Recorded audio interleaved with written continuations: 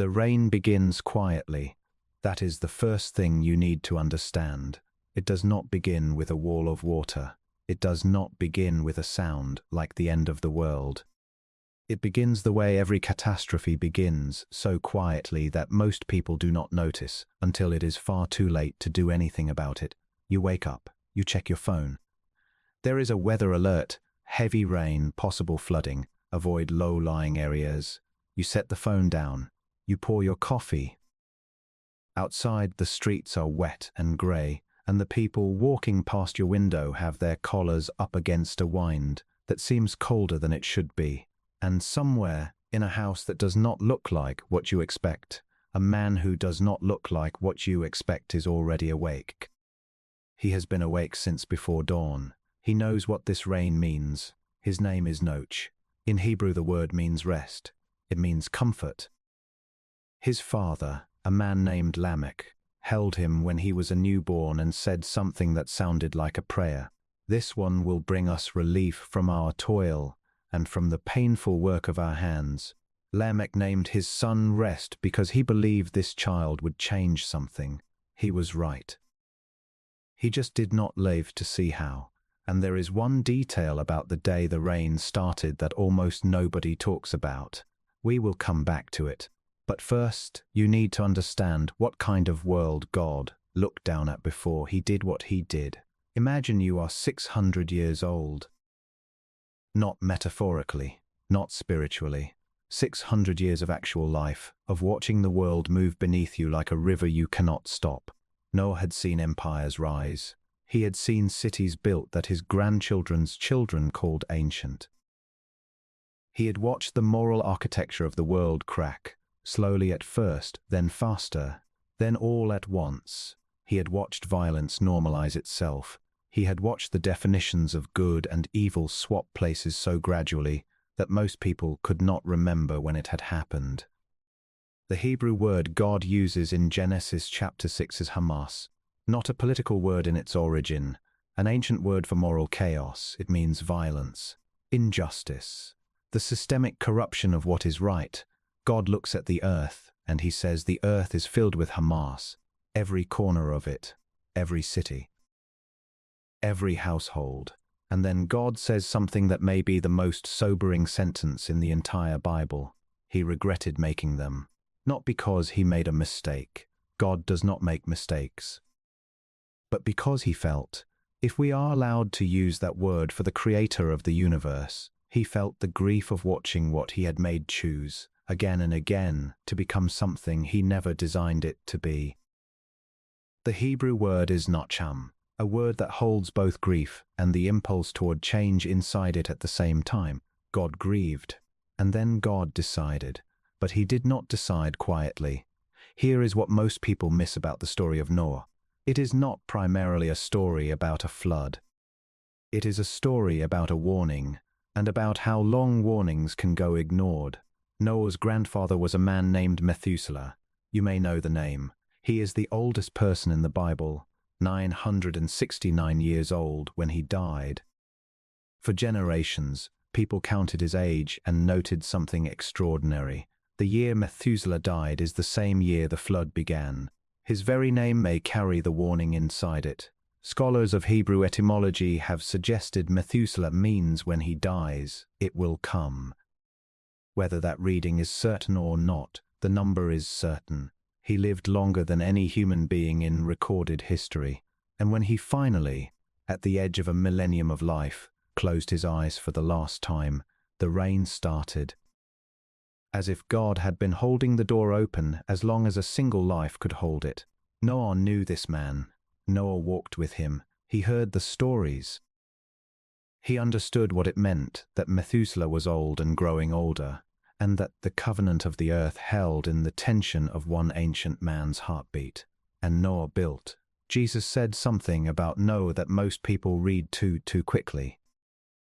In Matthew chapter 24, his disciples ask him a direct question: what will the world look like before the end? And Jesus does not give them a complicated theological framework.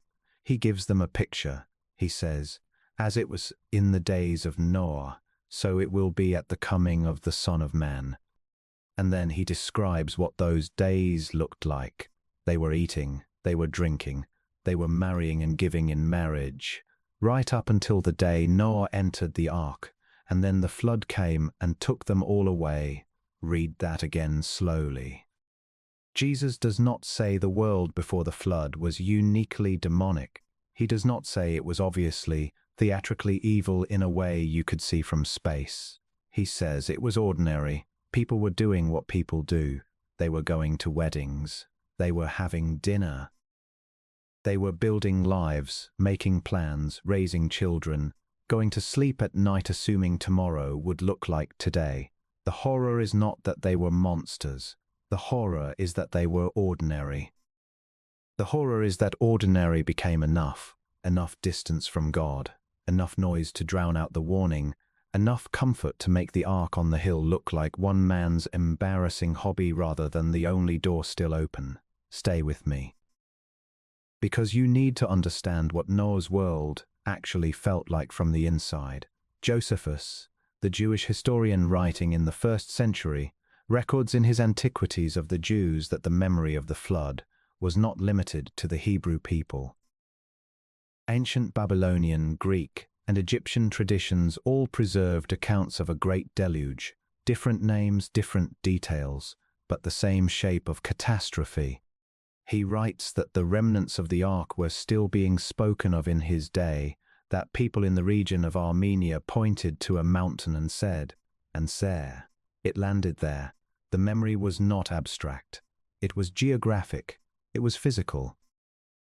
It was the kind of story that survives because the people who lived through it could not stop telling it, which means the world Noah lived in was not a world without history. It was a world that had stories, stories of God, stories of creation, stories passed down from Adam himself, who died only a few generations before Noah was born. These were not primitive people stumbling in darkness. They had more direct access to the origin of the world than any civilization since. They knew. They simply chose, as people have always chosen, to know and look away at the same time. And Noah built. Now watch what happens next. God gives Noah the dimensions of what he is to build. 300 cubits long, 50 cubits wide, 30 cubits tall. Scholars have worked these numbers with ancient cubit measurements and arrived at a vessel approximately 450 feet long, longer than an American football field, wider than a city street. Tall as a 4-story building, this is not a wooden bathtub. This is not a cartoon boat with giraffes poking their heads out of a cheerful window. This is a structure of staggering scale, built with no harbor, no river, no ocean in sight. Built by one man and his 3 sons. Built over decades in a world that watched and laughed and then grew quiet and then, in the final years, perhaps, began to feel something it could not name when it looked up at that hole rising against the sky. The Hebrew word for ark here is Tevah. It is not the normal Hebrew word for a ship designed to go somewhere. A ship has a rudder. A ship has a sail. A ship is built to be steered. The Tevah has none of these things. It is a box, a floating container. It has no mechanism for direction because direction is not Noah's responsibility. Getting in is Noah's responsibility. Where it goes, that belongs to God. There is only one other place in the entire Hebrew Bible where this word Tevah appears. In Exodus, when a mother places her infant son in a basket of reeds and sets him on the Nile River to save him from a king who wants him dead, the same word, a container with no steering mechanism placed on water, trusted to God's direction. The child's name is Moses. God saves through a Tevah twice in the Bible, once the whole human race, once the man who will lead a nation to freedom. Nothing in this book is accidental. And here is the part nobody tells you about the building of the ark. Noah did not build in secret. 2 Peter chapter 2 calls Noah a preacher of righteousness. He preached while he built. He built while he preached. Every plank was an argument. Every day the structure grew taller was another day the sermon continued without words. And every day his neighbors walked past and nodded and went home and put their children to bed and did not get on the ark for perhaps 100 years. Think about what that does to a man. Think about what it does to his sons, who grew up hearing their father preach a message nobody responded to, who spent their childhoods and their young manhood and their middle years with sawdust in their hair and the sound of hammering in their dreams. Think about what it does to their wives, who married into this family knowing what their husband's father believed, that everything was going to end, that the only safe place in the world was a wooden box on dry land. They believed him, they stayed. When God finally said go in, they went in. And God shut the door, not Noah, not a mechanism, not a latch from the inside. Genesis 7:16 says it clearly, the Lord shut him in, the same God who designed the vessel, who provided the animals, who held the rain. He is the one who closes the door. When God closes a door, no human hand opens it from the outside. 7 days. That is the detail most people skip over when they read this story too fast. When they move from Noah entered the ark straight to and the rain came down. Genesis 7:10 says it plainly. And it came to pass after 7 days that the waters of the flood were on the earth. 7 days of silence. The door is shut. The animals are loaded. The family is inside. And then nothing. No rain. No thunder. No dramatic sign from heaven confirming that everything Noah spent a century of his life building was not the delusion of a man who had lost his mind. Just silence. Just the sound of animals shifting in the dark. Just 7 days of waiting inside a sealed wooden box while outside, as far as anyone could see, the sky was the same sky it had always been. Now imagine you are one of Noah's neighbors. You watched the door close. Maybe you laughed. Maybe you shook your head. Maybe, and this is the version that stays with you, maybe you felt something move through your chest when that door sealed shut. Something you could not name, something you pushed down and buried under the noise of dinner and the familiar weight of your ordinary life. And then a day passed, and another, and another, and on the 7th day you woke up, and the sky was different. The ancient world had 2 sources of water that Genesis names specifically. The rain from above, what the Hebrew calls the windows of heaven, the lattices of the sky, opened like shutters thrown wide. And from below, the fountains of the great deep, the Tevah, the primordial deep, the same word used in Genesis chapter 1, when the Spirit of God hovered over the face of the waters before creation began. The flood is not just rain, it is the reversal of creation itself. In Genesis chapter 1, God separates the waters above from the waters below. He pushes the sea back and calls dry land into existence. He builds the world by creating boundaries, this far and no further. The flood is God removing those boundaries. The water above and the water below find each other again. The world unmakes itself in the direction of the chaos that existed before God spoke order into it. This is not a natural disaster. This is a theological statement written in water. And it lasts 40 days. 40 days of rain. You need to feel the weight of that number before you keep reading. Not 40 minutes. Not 40 hours. 40 days of water falling from a sky that has forgotten how to stop. 40 days of watching the ground that you have walked your entire life disappear beneath something cold and grey and rising. 40 days of understanding, slowly and then all at once, that the man with the boat was not crazy. The water rises 15 cubits above the highest mountains. There is nowhere to climb. There is nowhere to wait it out on higher ground. There is no ridge, no summit, no tower built high enough to matter. The entire surface of the earth becomes one flat, featureless grey ocean, and on that ocean, one wooden box, moving without a rudder, directed without a hand on any helm. Inside that box, 8 people. 8 human beings who represent the entire future of the human race. Every person who will ever live after this moment, every civilization, every language, every nation, every child ever born, comes from these 8. Noah does not know this yet. He is not thinking in those terms. He is just a 600-year-old man, soaking wet, in the dark, surrounded by animals, listening to rain he cannot see pound the roof of the only safe place left in the world. Pay attention to this. The Bible does not tell us what Noah said during those 40 days. It does not tell us whether he wept. It does not tell us whether his sons asked him questions he could not answer, or whether his wife held his hand in the dark and said nothing because there was nothing to say. Scripture is silent about the interior of the ark the way it is often silent about the interior of suffering, not because nothing was happening, but because some things are too human and too sacred to summarize. What we know is this: the rain stopped. After 40 days, the rain stopped. But the water did not. The water stayed for 150 days. 5 months of floating on a world that had become entirely ocean. 5 months of the same sky, the same horizon, the same sound of water against wood. Genesis 8:1 begins with 3 words that carry the whole weight of the story's turning point. But God remembered. But God remembered Noah. Not forgot and then remembered. When God remembers in the Bible, it means he moves. It means he acts. It means the period of waiting is over and the period of rescue has begun. The same word is used when God remembers Rachel and opens her womb. When God remembers his covenant and prepares to bring Israel out of Egypt, to be remembered by God is not a small thing.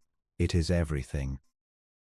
And the water began to go down, slowly, almost imperceptibly at first, but it was going down. The fountains of the deep were closed. The windows of heaven were shut. And the wind, Genesis says God sent a wind over the earth, the same word used in Genesis chapter 1 for the Spirit hovering over the waters, the breath of God moving again over chaos, beginning again to create order from it. The ark came to rest on the mountains of Ararat. Noah did not open the door immediately. He waited.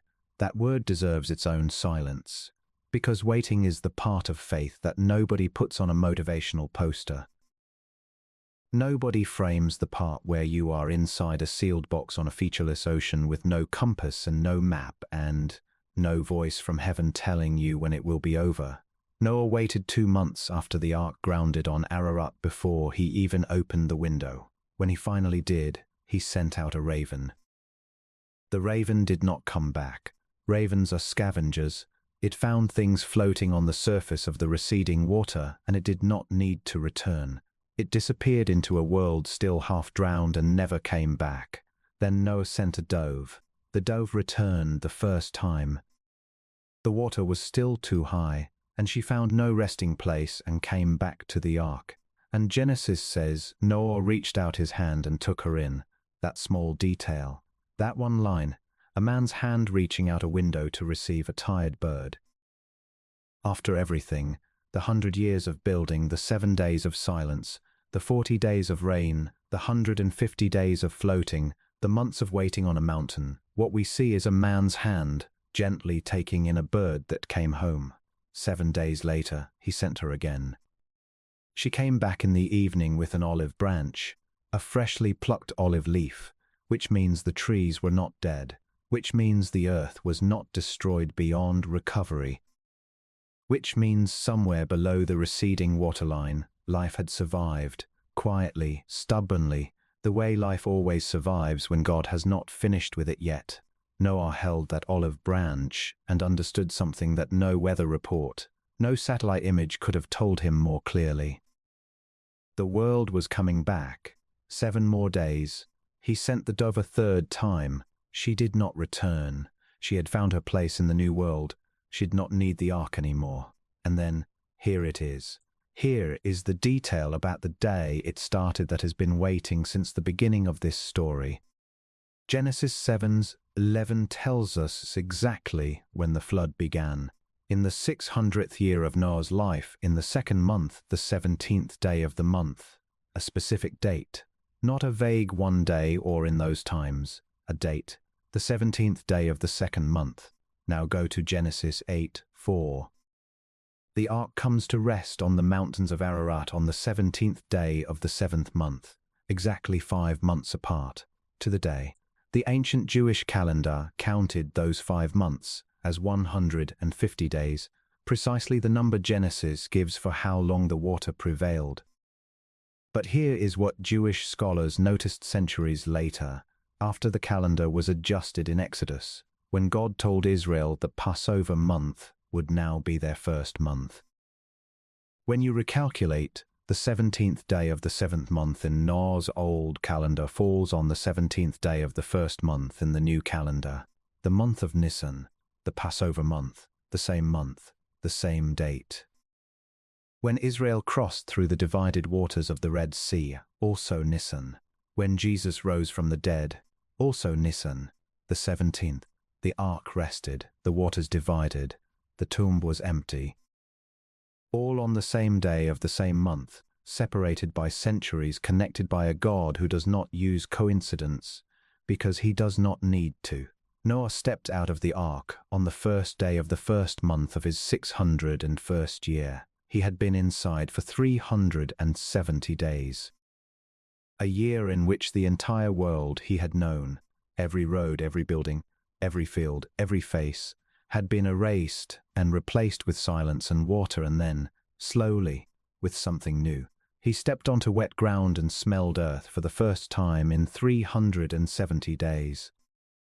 And the first thing he did was build an altar, not a house, not a farm, not a plan for what came next. An altar. He took some of every clean animal and offered them to God before he did anything else with the new world, before he planted, before he rested. Before he grieved what was gone or celebrated what remained, he gave back first, and God received the offering, and something shifted in the heavens. God said, "I will never again curse the ground because of man." While the earth remains, seed time and harvest, cold and heat, summer and winter, day and night shall not cease. The world was given back, with a promise attached to it. Then God said, "Look up." And in the cloud, which had been nothing but threat and weight and grey pressure for 370 days, there was a bow, an arc of light spanning the sky from one edge to the other, a rainbow. And God said, "This is the sign of the covenant between me and every living creature on the earth. When I see the bow in the cloud, I will remember." A rainbow is an archer's bow. In the ancient Near East, a bow in the sky meant a god at war. But this bow is not pointed at the earth. It is curved away from it, pointed upward, toward the one holding it. God is putting down his weapon, turning the instrument of judgment away from creation and bearing whatever it costs in himself. The bow pointed up, toward heaven. The sign is made of the same thing as the judgment, and it is breathtaking. Now we have to talk about why any of this matters to you today. Not as history, not as archaeology, as something alive, as something that Jesus, not a theologian, not a commentator, Jesus himself looked at his disciples and said, "Pay attention to this story. This story is not finished." Matthew chapter 24. The disciples ask him the most important question they could think to ask. What will be the sign of your coming and of the end of the age? And Jesus gives them a long answer: wars, famines, false prophets, the darkening of the sun. And then he stops and says something that should make every person who has ever read the story of Noah feel the floor shift beneath them. As it was in the days of Noah, so it will be at the coming of the Son of Man. He is not making a loose analogy. He is making a precise comparison. He is saying, you want to know what the world will look like before I return. Go back, read Genesis. Read it as a warning written to people who have not yet lived through what it describes. And then he says the part that is hardest to sit with. They were eating and drinking, marrying and giving in marriage, right up until the day Noah entered the ark. Jesus does not say the world will be visibly, theatrically wicked before the end. He says the world will be doing what the world has always done. It will be busy. It will be loud. It will be full of plans and celebrations and ordinary Tuesdays that feel exactly like the ordinary Tuesday before them. And people will not notice the ark. Here is what breaks your heart about the generation of Noah. They had 100 years of warning. 100 years of watching a man build something that made no sense in a world with no rain, in a location with no water, by a man who kept saying the same thing decade after decade until it became background noise. The warning did not fail because it was hidden. It failed because it was so consistent, so long, so patient, that it became easy to tune out. Familiarity is the most effective silencer of warning that has ever existed. But it gets stranger, because Jesus does not only reference Noah in Matthew 24, he also references Sodom. Another city, another warning, another door that was open until it was not, and in both cases, the flood and the fire, the pattern is identical. God warns. God provides a way out. God waits with a patience that looks, to the people ignoring the warning, like permanent tolerance. And then, in a single day, in a single hour, everything changes. Peter, writing decades after the resurrection, addresses people mocking the idea that Jesus will return. They say, "Where is the promise of his coming? Everything goes on as it always has." And Peter's answer is precise. He says, they deliberately forget that the world was once destroyed by water, and he says the present world is being kept, reserved for fire. And then he says, the Lord is not slow in keeping his promise. He is patient. He is holding the door open. He is giving time for people to turn. But the door will close, and when God closes it, no human hand opens it from the outside. This is the moment in the story where you have to make a decision about what kind of person you are. You are either the kind of person who hears this and feels the familiar reflex, the same reflex Noah's neighbors felt, to nod and move on and let the ordinary weight of your ordinary life settle back over you like water finding its level. That reflex is ancient. It is deeply human. It is the default setting of everyone who has ever been comfortable enough to feel like the warning probably doesn't apply to them specifically right now, today. Or you are the kind of person who stops, who lets the weight of this land. Who asks the question that the story of Noah has been asking since the first time it was written down. If the ark is real and the door is open, and God is still the kind of God who warns before he acts, then what am I doing standing outside it? The ark was not complicated to enter. There was one door. It was open. God did not require a theological exam at the entrance. He did not require a perfect moral record or a long history of faithful living. Noah's family were not sinless. They were not superhuman. They were people who believed the warning was real and acted on that belief when everyone around them decided it was not worth the cost of their dignity. They walked through the door. That was the whole thing. Walk through the door before God closes it. And here is the part that will stay with you long after this video ends. Jesus, in the Gospel of John chapter 10, does not say he is like a door. He says, I am the door. Whoever enters through me will be saved. The same exclusivity that the ark represented on a flooded earth. Not because God is cruel, but because there is only one thing that floats. The ark did not float because it was beautiful. It did not float because Noah deserved it. It floated because God designed it, God filled it, and God shut the door himself. The safety was never in the wood. The safety was always in the one who said, build it here, build it this way, get in, and trust me with the rest. So here is where we land, not with a chart, not with a timeline of prophecy that you will argue about in a comment section. With three things that the story of Noah has been trying to say to you since before you were born. The first, God always warns before he acts. Always. Without exception. Noah preached for 100 years. The prophets of Israel spoke for centuries before Babylon came. John the Baptist stood in the wilderness and said, the one coming after me is holding a winnowing fork. and he will clear his threshing floor. Jesus wept over Jerusalem before he predicted its destruction. God does not ambush. God warns, patiently, persistently, sometimes for longer than seems reasonable, because he is not willing that any should perish. The question is never whether God is warning. The question is whether you have learned to hear it through the noise. The second, the ark was never about deserving. It was always about entering. We turn the ark into a reward, something Noah earned by being good enough for long enough. But righteousness in the Bible has never meant sinless. It has meant oriented, pointed in the right direction, aligned with the God who is speaking, willing to build what seems foolish, because the one asking you to build it has never once been wrong. The door was open. God opened it.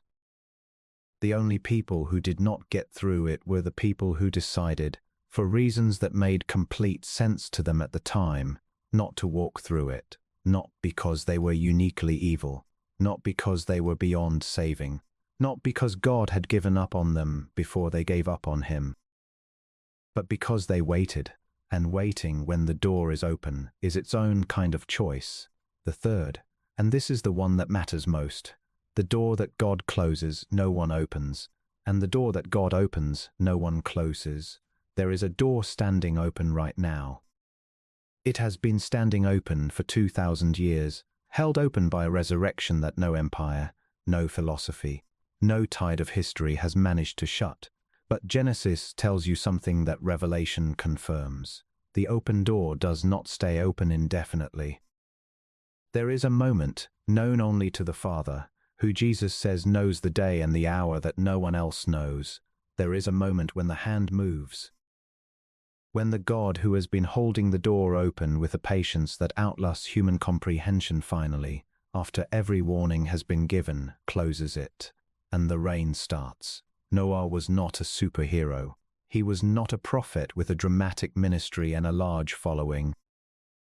He was a man who heard something, believed it was real, and spent the rest of his life acting like it was real even when every person around him had decided it was not.